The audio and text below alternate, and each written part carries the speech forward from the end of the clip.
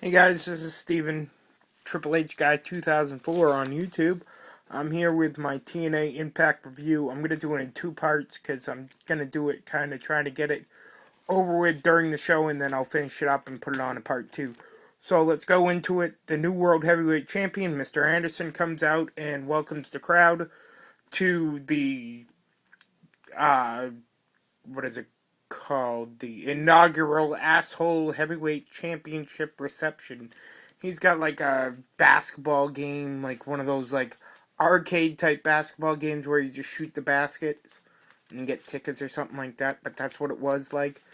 And he also had some beer set up and some chicken wings and a couple other games. He had a keg in the ring, and he had a stripper pole and all bunch of stuff. And then we see Gunner come out and interrupt that, and he comes out and he's basically like, "Oh, blah blah blah. I helped you. I scratched your back last week and helped you out attack Sting and wake him up for the pay-per-view. And because of me, you had a clear-cut advantage over Sting at the pay-per-view. So maybe you should return the favor, and scratch my back and give me a world title shot." And Anderson says, "Oh, I don't really remember you doing that for me." And then he's like, "Haha, I'm just kidding." And Anderson then says, uh, "What's your point?" and stuff. And then pisses off, Gunner's like, you know, "This isn't right. I should get a TNA world title shot, blah, blah, blah." Anderson gets pissed off and grabs the pitcher of beer that he had on the table and throws the cup of beer in Gunner's face, and then throws a pitcher at him. And Gunner comes back and hits him, and then puts him, kind of gives him like a rock bottom through the table that was set up, and that was the end of that. Um, and that was the end of the first segment. And then we see then that goes to break, and once it comes back, we see, I believe it was either between the break or we might have had a match, but Mr. Anderson was in the back with Eric Bischoff, and he says, "You call off your goons, blah blah blah," and then Bischoff's like, "Well, we got a working relationship with the you know network, and we make them happy, they make us happy. So why don't you deal with it on your own?" And sets up a match between Anderson and Gunner for the main event. They didn't say that it was a title match.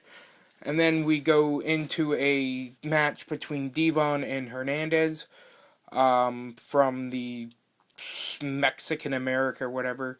Just get rid of these guys. These guys are bad. I don't mind Hernandez, but I can't stand that friggin' Anarchia.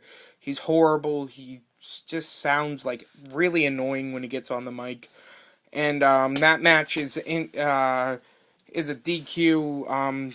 The Pope came down and sat at ringside and was talking with Devon's family. Devon didn't like that, so something happened. Got the end match ended in DQ, I believe. Um, and then we see Devon getting attacked by Anarchia and Hernandez, and the family of Devon asked the Pope to go in and help him, and we see the Pope go in and help Devon, and we see also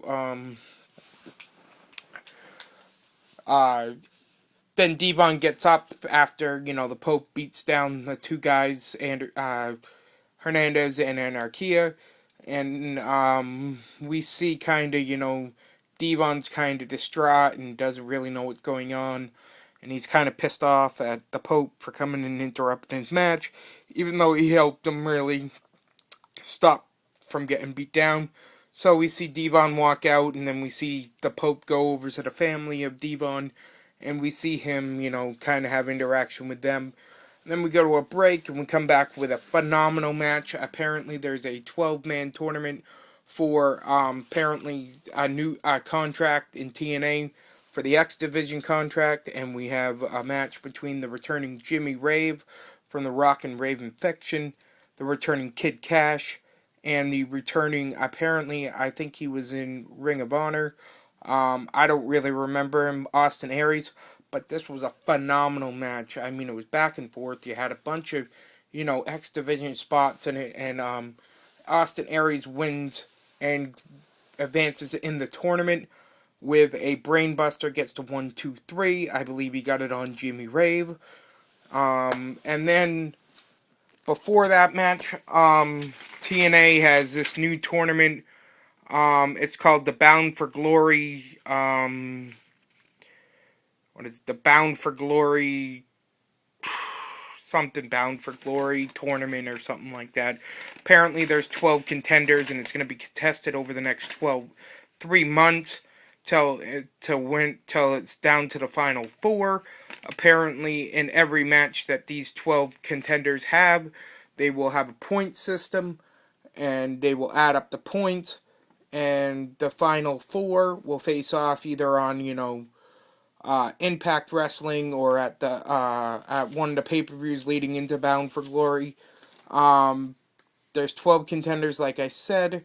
All these matches will be either at the Impact Zone on Impact Wrestling, at pay-per-views over the next 3 months, or at Impact Wrestling or TNA Impact Wrestling house shows.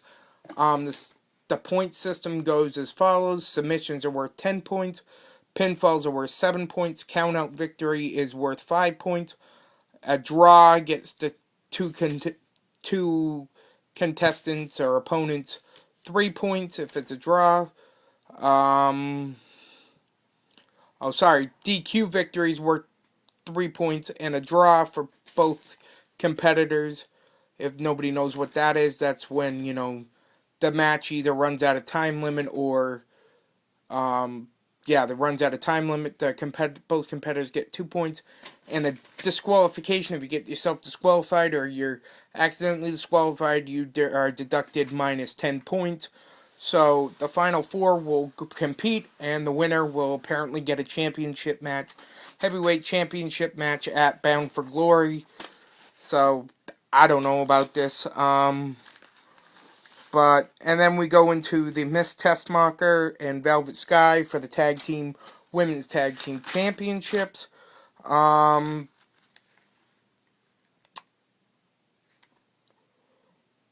It's Rosita and Sarita defending against Velvet Sky and Miss Testmarker.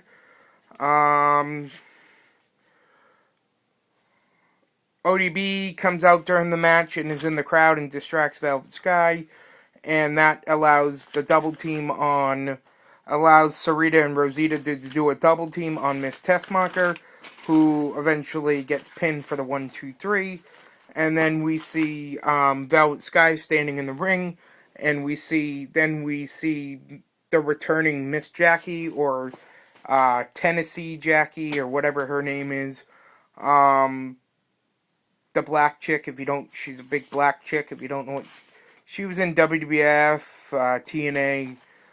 She used to be I believe she used to be the manager for the America's Most Wanted, or one of the members of America's Most Wanted.